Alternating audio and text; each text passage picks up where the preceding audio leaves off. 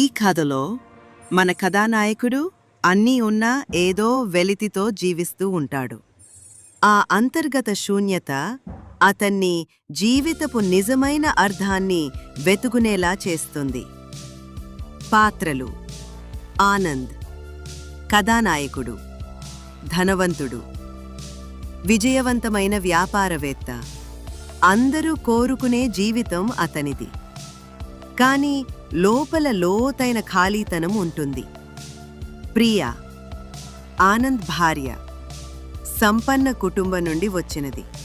భర్తను ప్రేమించినా అతని అంతర్గత పోరాటాన్ని అర్థం చేసుకోలేదు.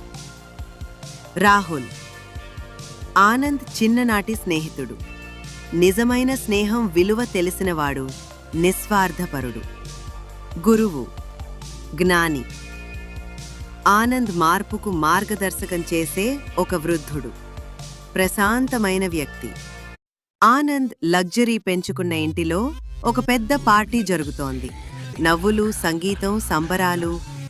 ఆనంద్ అతిథులతో మాట్లాడతాడు, నవ్వుతాడు.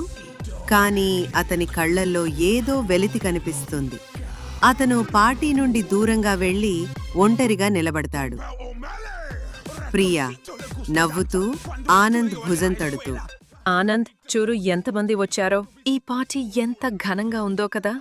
ఆనంద్ నవ్వుతూనే కాని అలసిపోయినట్లుగా, అవును ప్రియా, అంతా నువ్వు చూసుకున్నావు కదా, బావుంది. రాహుల్ ఆనంద్ దగ్గరకు వచ్చి నెమ్మదిగా, ఏరా ఆనంద్, ఏం ఆలోచిస్తున్నావు? అంతా నీ చేతిలో ఉంది కదా, అయినా ఏదో కోల్పోయినట్లున్నావు.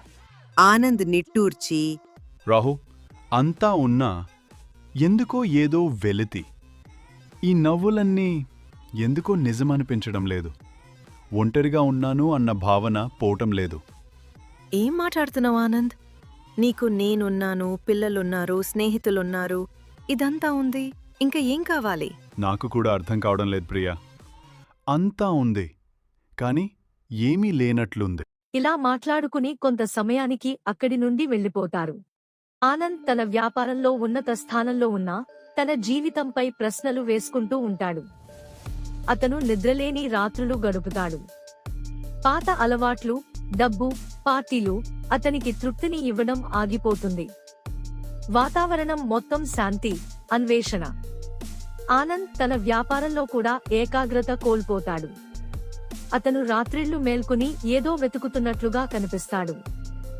ఆనంద్ తన కార్యాలయంలో నిరాశగా, ఇంకా ఎంత సంపాదించాలి, ఎంత పెద్ద వ్యాపారం